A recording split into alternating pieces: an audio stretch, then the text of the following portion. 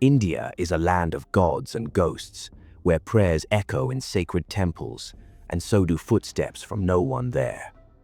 Beneath its vibrant festivals and timeless rituals lies a darker layer stitched into the soil itself. Here, stories don't die, they linger.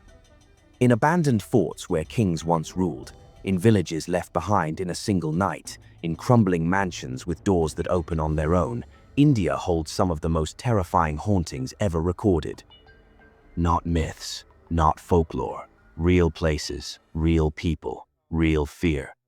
From the snow-capped Himalayas to the tropical coasts of Kerala, the spirits here don't whisper, they wait. Because in a country where the line between this world and the next is thinner than incense smoke, the dead never truly stay silent. Number 2. Bhangarh Fort, the Cursed Kingdom. In the blistering heat of Rajasthan, nestled between rugged hills and scorched earth, lies a fortress so feared that even the government put up signs warning people not to enter after sunset. Bhangarh Fort, once a thriving kingdom of palaces and marketplaces, now crumbles in silence, its stone halls echoing with a curse that refuses to die. The legend begins with a sorcerer, Skanda, who fell in love with Princess Ratnavati. She was beautiful, powerful, and destined to inherit the kingdom. He was a master of black magic and obsessed. One day, he enchanted a vial of perfume meant for her, hoping it would make her fall for him. She saw through the trick and hurled the bottle against a boulder, crushing him beneath its collapse. But before he died, he uttered a curse so dark it shattered the future. "No soul shall live in peace within these walls," he swore, and none ever have. Soon after, war struck the kingdom. The fort was invaded, its people slaughtered, the princess lost to history. What remains now are empty chambers, broken statues, and an unease that settles on your skin like dust. Locals speak of shadows that follow, screams that rise with the wind, and a darkness that grows heavier as dusk falls. Tourists arrive curious, cameras in hand. Many leave pale, shaken, silent.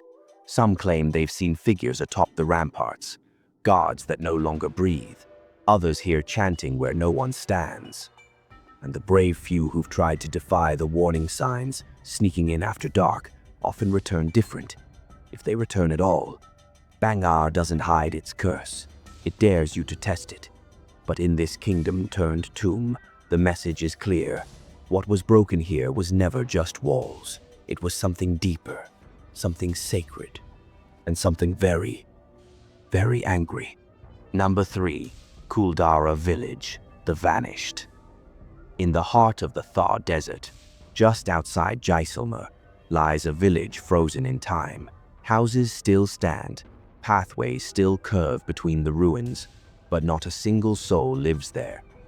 Kuldhara is a place where the wind doesn't just whistle, it whispers, because nearly 200 years ago, every man, woman, and child vanished overnight, and no one knows how.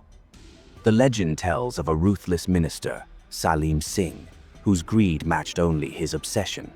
He had set his eyes on the village chief's daughter, beautiful, graceful, and defiantly unwilling. He threatened to raise taxes so high the villagers would starve unless she was handed over, but Kuldhara had its pride. Rather than surrender her, the entire community, over 80 families, simply disappeared. No warning, no bodies, no trace. Before they left, they placed a curse upon the land, that anyone who tried to live there again would not survive. And so far, no one has. Over the years, many have tried to repopulate Kuldhara. Each attempt has ended the same way: accidents, illness, madness. Locals refuse to visit after dark. Tourists report strange figures watching from behind crumbled walls. Some say they hear footsteps in the sand behind them, only to turn and find nothing but emptiness. Even the air here feels heavy, like the land itself remembers the betrayal. The village well still stands, dry as bone, but people say they've heard splashing water or the sound of a young woman crying from its depths. Once, a film crew reported lights malfunctioning and equipment refusing to work the moment the sun dipped below the horizon. No one lives in Kuldhara, and no one stays for long, because the village isn't empty, it's waiting. Waiting for those who forget that some places aren't abandoned. They're protected by a promise made in fear, by a curse whispered through sand, and by the silence of a people who chose to vanish rather than surrender to evil. Number 4. Delhi Cantonment. The Lady in White. In the dead of night, along the tree-lined roads of Delhi Cantonment, drivers slow down not for traffic, but for something far more chilling. A woman stands at the roadside, draped in a flowing white sari, her face half lit by the glow of headlights. She raises her hand, asking for a lift. But if you stop, she might get in. And if she does, you may never forget what follows. Soldiers stationed nearby have told the same story for decades. A lone figure appearing near the cemetery or along the quiet stretch of road near the barracks. Her face is always obscured, her voice too calm. She asks politely for a ride. Then she vanishes into thin air, or worse, into the back seat. One auto rickshaw driver swore she smiled at him in the rearview mirror until her eyes turned pitch black and she disappeared before the next turn. Another claimed his bike stalled the moment she appeared. By the time he looked up, she was inches from his face, whispering his name. Some say she was once a bride who died in an accident while waiting for her groom. Others claim she was murdered and left by the road, still seeking justice or revenge. Whatever the truth, her presence hasn't faded, it's only grown. Even the bravest refuse to travel that stretch after midnight. Cars have swerved off the road trying to escape her. A taxi driver once abandoned his vehicle altogether, running barefoot to the nearest army checkpoint. His hair turned white within days. Locals warn newcomers with a single phrase: if you see the lady in white, don't stop, don't speak, just keep driving. But not everyone listens, and those who don't often return with more than a story. They return with a silence that doesn't leave. Because on these roads, lined with shadows and secrets, the past isn't buried. It hitchhikes. Number 5. Agrasen Ki Baoli, the Whispering Stepwell. Hidden among the concrete skeletons of New Delhi stands something far older, quieter, but never still. Agrasen Ki Baoli, a 60-meter-long stepwell with 103 ancient stone steps, is more than just an architectural relic. It's a whispering hole in the heart of the city, where the silence speaks louder than traffic ever could. During the day, tourists climb down its moss-covered steps, drawn by the symmetry, the shadow play, the sense of calm. But the deeper you descend, the colder it gets. And then the quiet begins to press against you, like you're not alone, like something is watching. Whispers echo off the stone, soft at first, like your own thoughts turning against you. Some visitors feel disoriented, dizzy, unsettled. Others report feeling compelled to keep going, downward, as if the Baoli is calling them closer to the water that once filled its depths. Dark water, they say, that never reflected light, only pulled it in. Legends tell of a time when the well was full, not just with water, but with darkness, that it lured people to jump, promising peace and offering none. Locals avoid it after dusk.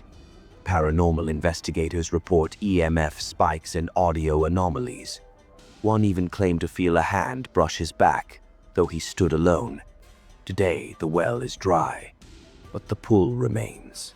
Something clings to the steps, ancient and unseen, a weight in the air, a voice without sound, and a question that won't leave you alone. If the water's gone, why do people still feel drawn to the edge? At Agrasen Ki Baoli, Delhi's past doesn't rest in museums. It breathes underground, and sometimes it whispers back. Number 6. Dow Hill, Death Forest of Kurseong.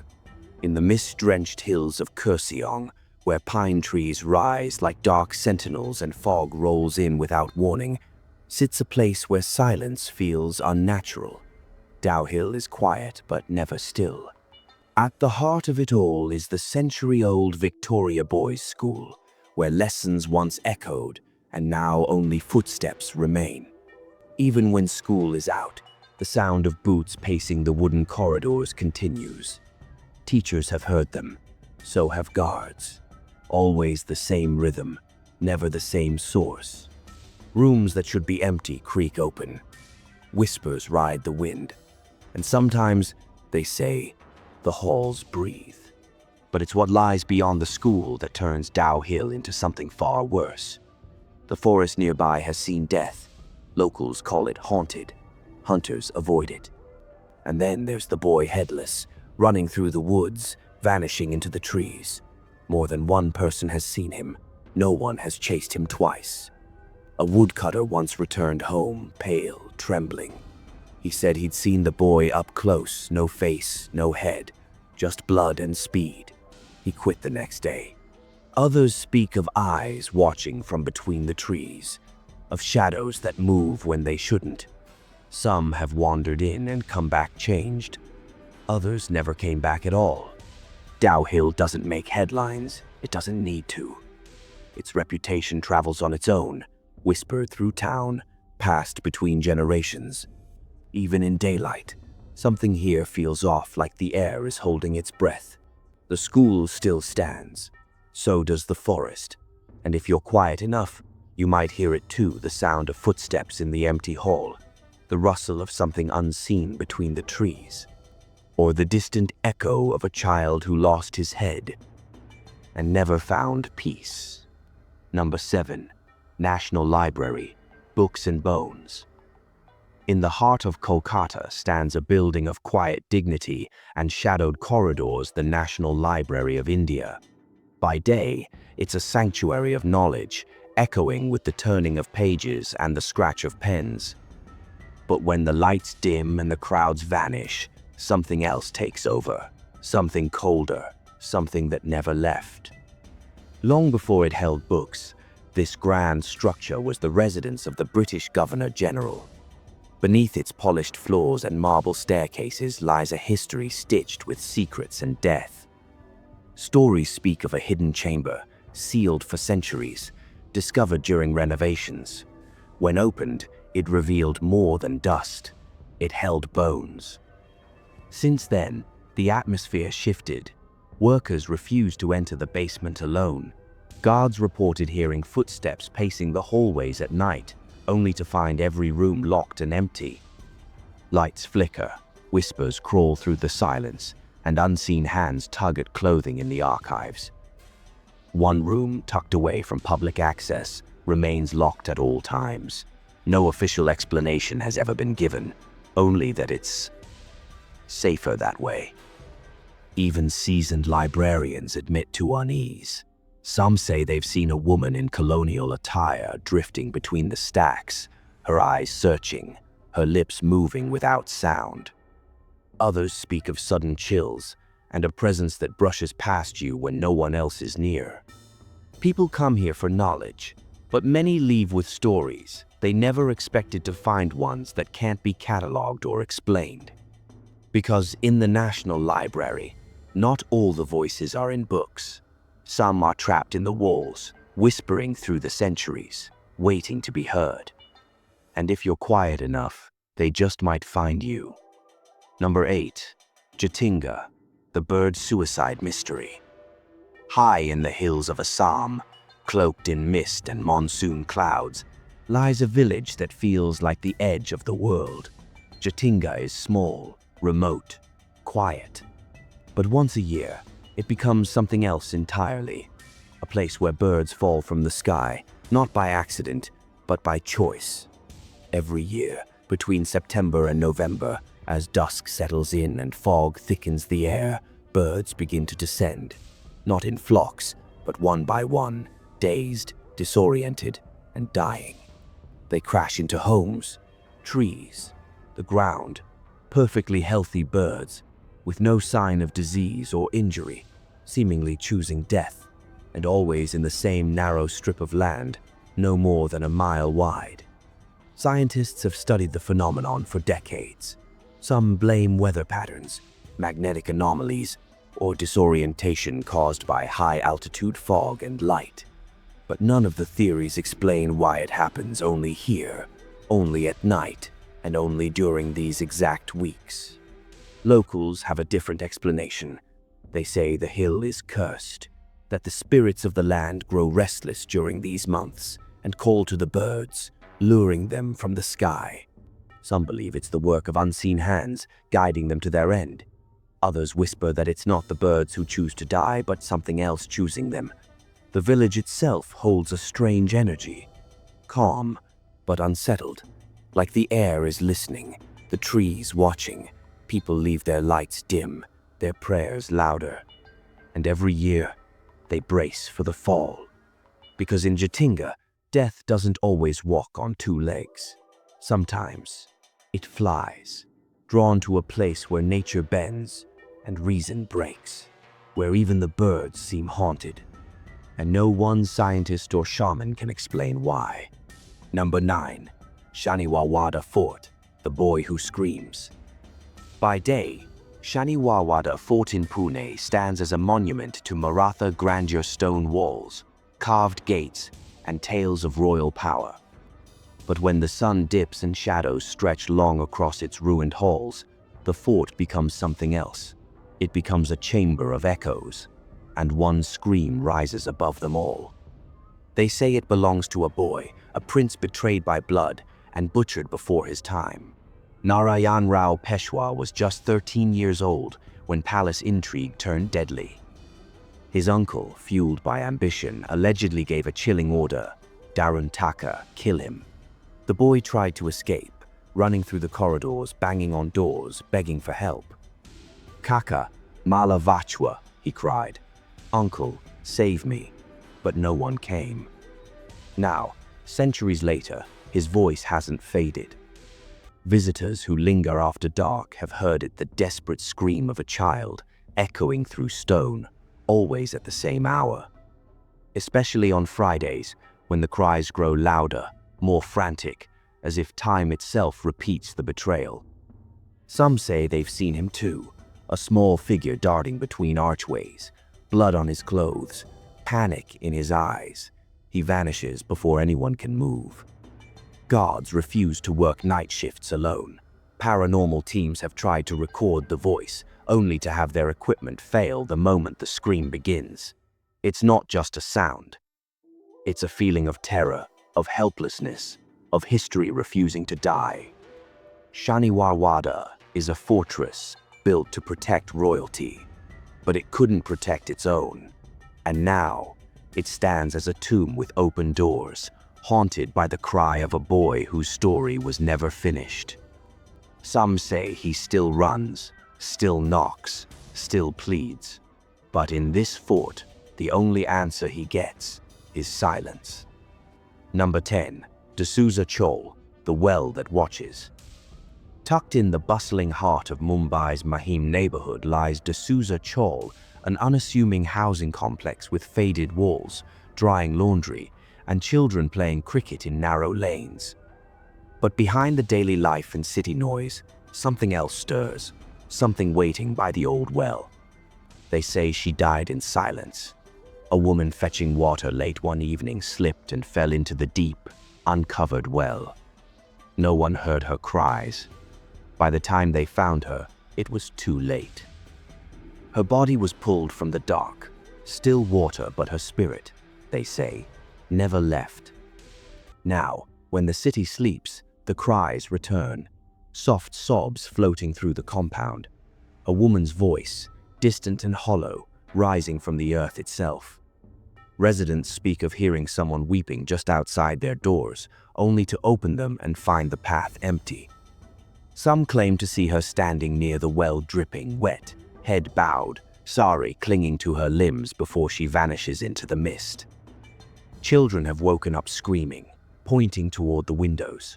One elderly resident swore she saw the woman sitting at the edge of the well in the moonlight, staring at her own reflection. But the water was still dry. They sealed the well long ago, cemented it shut, but the feeling remains that someone is watching, that something is grieving. Even in daylight, the air near the old well feels colder, heavier, like a space held open by sorrow. Locals don't talk much about it. They live around it, not with it. No exorcisms, no blessings, just a quiet understanding that the dead don't always move on, especially when they died waiting for help that never came.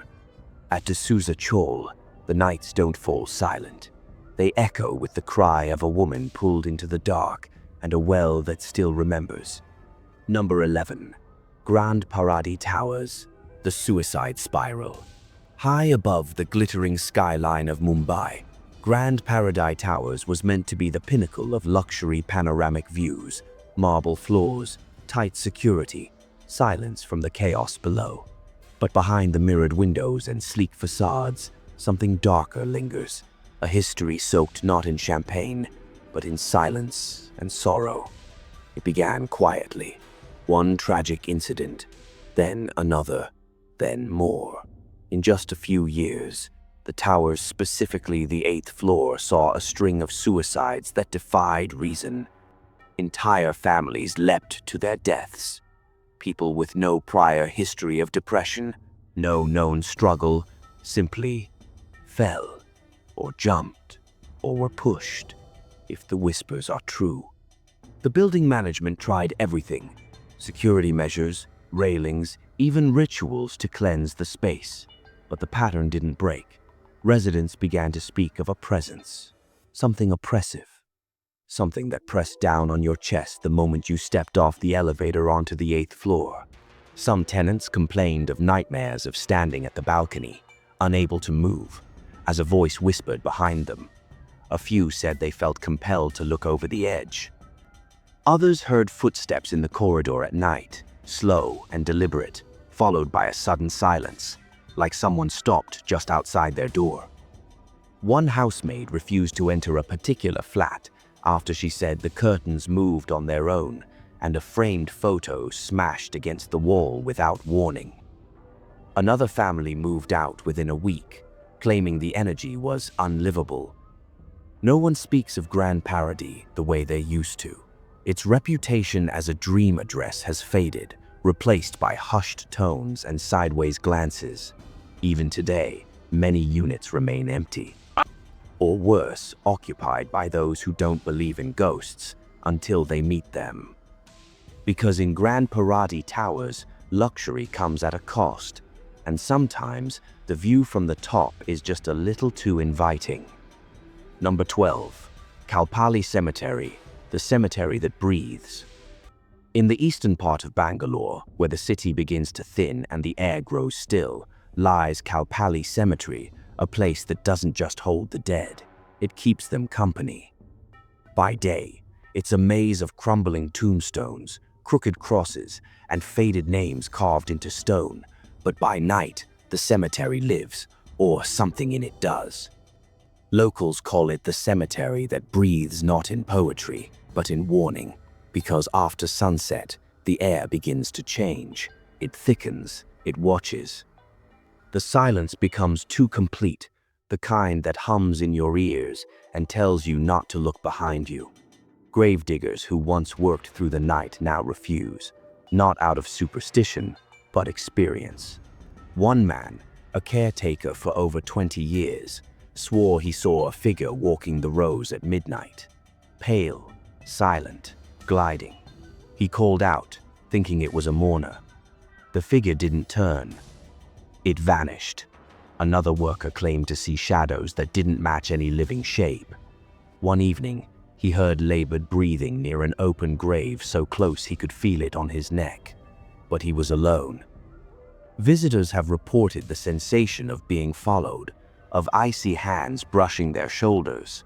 Some say they've seen people standing behind the tombs, people who weren't there a moment before. And others never speak of what they saw at all. There's a legend that the cemetery is built on cursed land, a site where rituals once tore open something that never truly closed. No matter the truth, the fear is real. Even the street dogs avoid the place after dark. Kalpalli doesn't shout, it waits, it listens, and sometimes it breathes. If you go there after dusk, you won't hear screaming or see lights in the sky. You'll feel it, the weight, the watching. And if you're lucky, you'll leave with only a chill. If not, you may not leave at all. Number 13. The Mansion, Monte Colony, Chennai. Tucked away in a forgotten corner of Chennai lies Monte Colony, a narrow lane shaded by old trees and lined with crumbling houses. But one structure stands out, a colonial-era mansion with shattered windows, rusted gates, and silence so thick it seems to muffle your thoughts. It's the kind of place you don't walk past. You cross the street to avoid it. The mansion once belonged to John de Monte, a wealthy Portuguese businessman whose life unraveled in quiet horror. His wife descended into madness. His son died young. Some say he lost his mind not long after, sealing the house and vanishing into isolation. But the house never stayed quiet for long. Not really. People speak of phantom knocks echoing through its halls. Not timid taps, but loud, deliberate strikes, 3 at a time, as if something demands to be let in or out. Nearby residents hear furniture dragging across floors no one walks on. Lights flicker across empty rooms. Even street lamps outside the mansion stutter, plunging the road into sudden darkness. And always, the air carries a weight, a pressure, as if the mansion is holding its breath, waiting for someone to step inside. A group of thrill-seekers once tried to film a video inside. Cameras failed, batteries drained in seconds.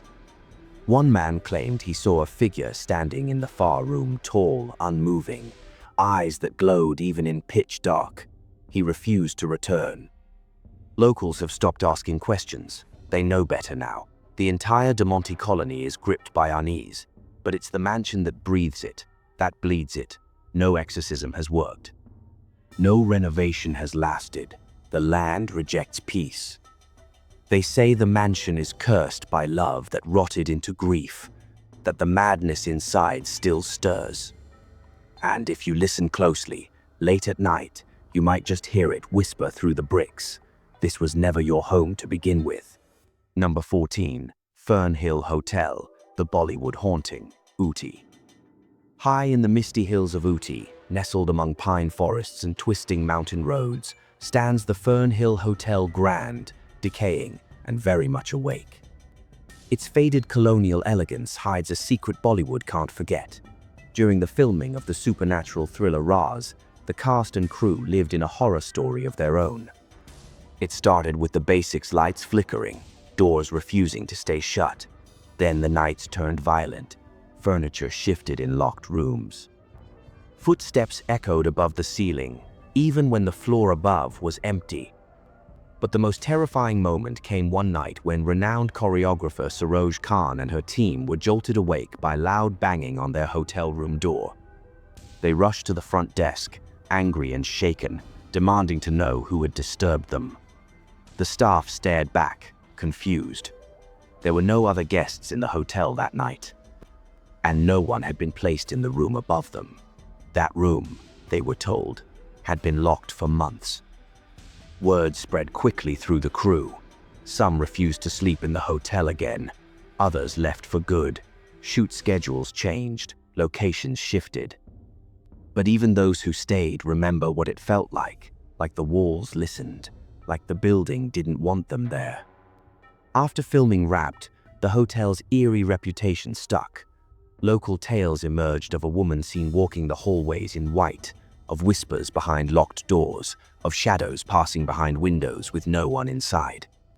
Staff keep their stories to themselves now, but their eyes say enough. Fernhill Hotel no longer welcomes guests the way it used to. The rooms are still there. The view is still breathtaking. But something else has taken root in its foundations, something that feeds on attention, on fear. And for those who were there during Raz, the scariest part wasn't what they filmed. It was what followed them back to their rooms when the cameras stopped rolling. Number 15. Tunnel number 33. The Friendly Ghost of Barog. On the winding Kalka-Shimla Railway, carved through the misty hills of Himachal Pradesh, there's a tunnel that doesn't just cut through a mountain, it cuts through time. Tunnel number 33, near the quaint town of Barog, is infamous not for screams or shadows, but for a ghost that speaks, not to frighten, but to be heard.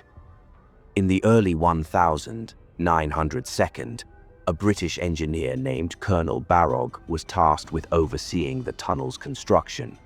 But a miscalculation led to disaster. Two ends of the tunnel dug from opposite sides failed to meet. Blamed and humiliated, Barog took his own life near the site, his dreams buried beneath the rocks he once commanded. But his story didn't end there. Locals say his spirit never left. Unlike other hauntings drenched in rage or sorrow, Barog's ghost is kind. People speak of a presence walking alongside them, asking questions in perfect English, offering directions, even striking up conversation before simply vanishing. Some believe he's still trying to complete the work that defined and ended his life. Railway workers have reported seeing a tall, pale man in colonial dress strolling along the tracks, hands behind his back, humming. Travelers waiting near the tunnel entrance say they feel someone standing just behind them, never menacing, just present. And on quiet days, if you listen, you might hear footsteps echoing through the tunnel with no one in sight. Barog himself became part of the land. The nearby village still bears his name. And though the tunnel is now operational and safe, many still pause before entering. Not out of fear, but out of respect for the man who gave his life to the hills and lingers there still. In a country full of restless spirits, tunnel number 33 offers a haunting of a different kind, one that doesn't scream, one that simply wants to be remembered. Number 16. GP Block, the men who never left. In Meerut's otherwise ordinary civil lines area lies a building that no one dares enter, an abandoned structure known simply as GP Block. From the outside, it looks like any other forgotten property. Cracked walls, broken windows, vines creeping up the bricks. But if you linger too long, you might see something unsettling. Something impossible. 4 men, sitting together, drinking by candlelight. They always appear the same way, relaxed, mid-conversation, glasses in hand. Dressed in old-fashioned clothes, laughing softly, as if the world outside their table doesn't exist. But when someone steps closer, they vanish. No door opens, no footsteps are heard. The house falls silent again, empty as ever. Locals have seen them for decades. Some say they were once residents' friends who died tragically in that very house, possibly in a fire or under suspicious circumstances long buried. Their identities were never confirmed, but their presence has never faded. No one has successfully stayed the night. Those who tried have returned pale, shaken, unwilling to speak. One man reportedly collapsed on the sidewalk outside, whispering that the men had spoken to him, called him by name, asked him to join them. The ground floor is the most active, but some claim the upper rooms hold something far darker. Flickering lights seen through boarded-up windows, a woman's scream that cuts through the silence at 3 a.m. And the feeling always, the feeling that you're being watched from inside. Attempts to renovate or demolish the house have failed. Workers fall ill. Accidents happen. Blueprints vanish. GP Block doesn't want change. It wants solitude and maybe company. Because whatever happened in that house, the story never ended. It just loops. 4 men, lost in time, drinking, waiting, watching, still there, still thirsty, still very much not gone. Some places wear their past like a scar, visible, unhealed, pulsing just beneath the surface. From crumbling forts to cursed wells, India holds stories that refuse to fade, spirits that never moved on, and shadows that still remember the light. These aren't just haunted locations. They're echoes of unfinished endings, of lives cut short, of emotions too strong to die quietly. Maybe that's why the air feels heavier in these places, why the silence hums, why you sometimes feel watched even when you're alone. So if you visit, go with respect. Listen more than you speak, because the dead don't always rest, and the stories, they're not over. If this journey gave you chills, share it. And remember, sometimes, the most haunted places aren't in the dark. They're right in front of us, waiting to be heard.